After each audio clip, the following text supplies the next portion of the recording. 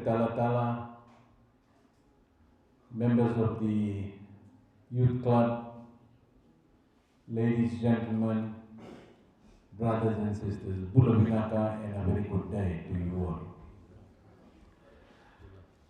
At the outset, I would like to thank the Vanua for hosting us here this afternoon, and also to accord Iengona ceremony. Inaka.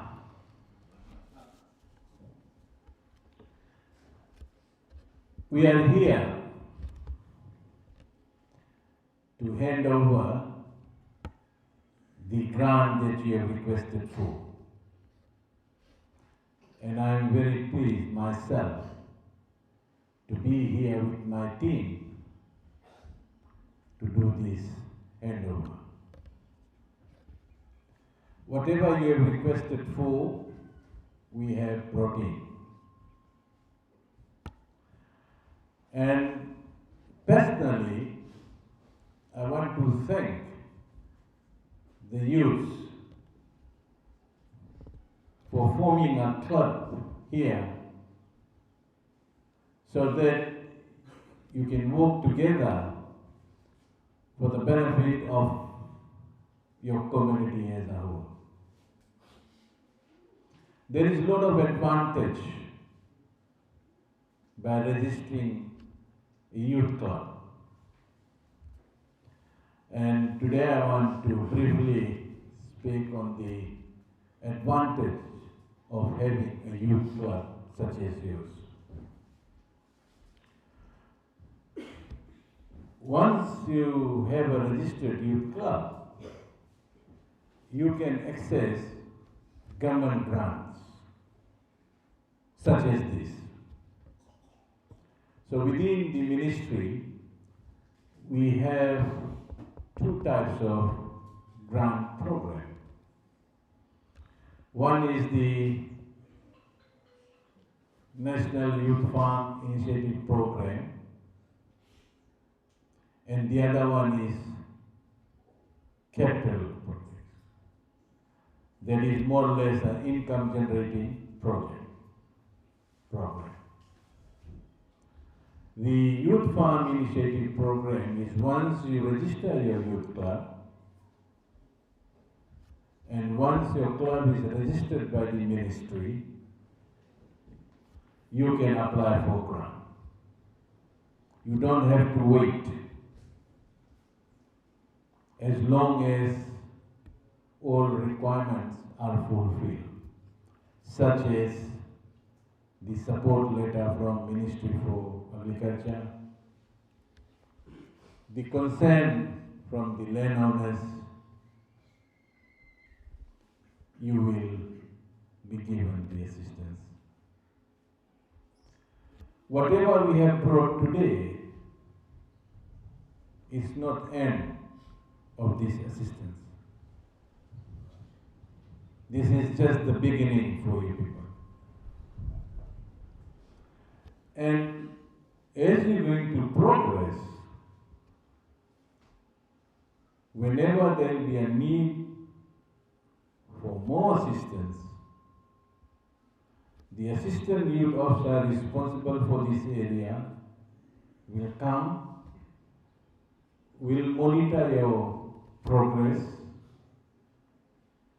and on the need basis, the assistance will be provided. So this is for the National Youth Farm Initiative. The other one is for income generating project. This one can be for an individual youth or for a group. And you can be assisted with the amount of $5,000 to start off the business that you intend to. There is a lot of success stories in this province, our province. I'll give you one example. We assisted a youth club here with the Youth Farm Initiative. And as they went along, they have generated revenue by selling their product. And then they requested for a bakery. We assisted them with the bakery equipment. And today I was just told by my assistant youth officer, who is based here, that just for the last month, after the expense, they made profit of $1,500. This is just the start for them. So what I'm trying to relate to you, the youths, that don't try to stuck at one place. You will have to go to another level from the project that you intend to do now. And government will come in and assist you. We have been going around to the youths throughout the country, and this we have been doing for past years, not just now. We have been reaching out to the unreached youth, and we have assisted thousands and thousands of youth with programs like this. And we will continue to do this, no matter what happens. Because we would like to see that we empower our youths. We want our youths to do the right thing. We don't want them to engage in things that we do not want them to engage in. And if that has to happen, then we will definitely have to reach out to our youths and to know about them. I could have asked my divisional manager or permanent secretary to come over here today to do this handing over, but I made a point to come over, to come and talk to you people directly.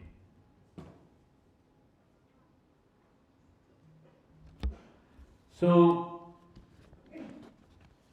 as I have said that this is the beginning, this day and time will not come back again.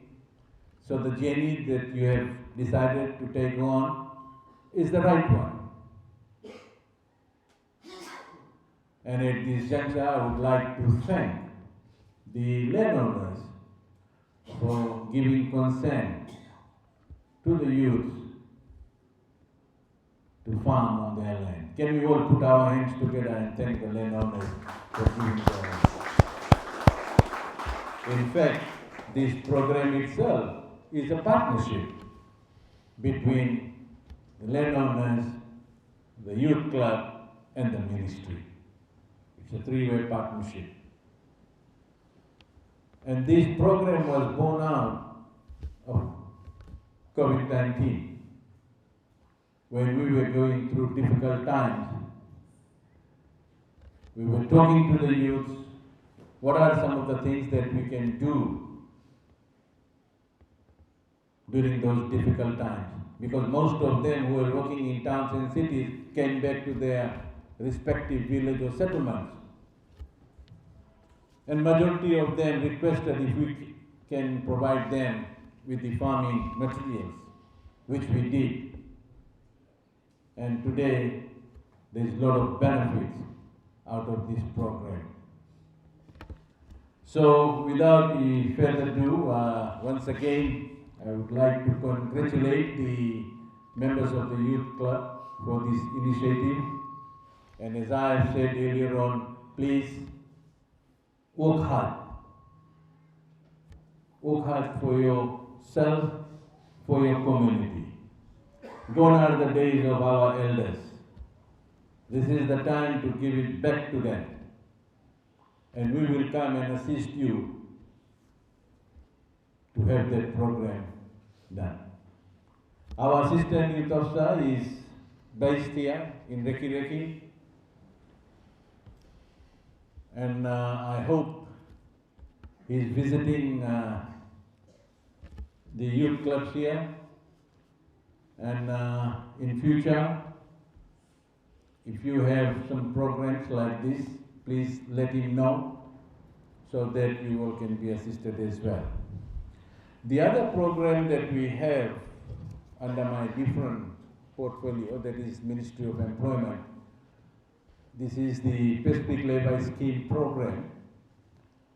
Those who intend to work in Australia, there is in fact two programs. One is Pacific Labour Program, and the other one is Seasonal Work Program. The Pacific Labour Scheme program is for the period of 4 years, and the Seasonal Work Program is for the period of 7 to 9 months, depends on the employer. So those who are interested, please let us know, and we will make sure that one of our staff from the Ministry of Employment can come here and have an awareness program, and then you will be able to know what are the requirements are. Because let me say one thing, that there is a lot of demand for Fijian workers right now. Just last Friday, I have farewell 130 some Fijians for Australia. Basically every week, we are sending our Fijians to Australia to work under this program. So I thought that I will let you know on that program as well. Once again, thank you so much, Naka, and may God bless you all.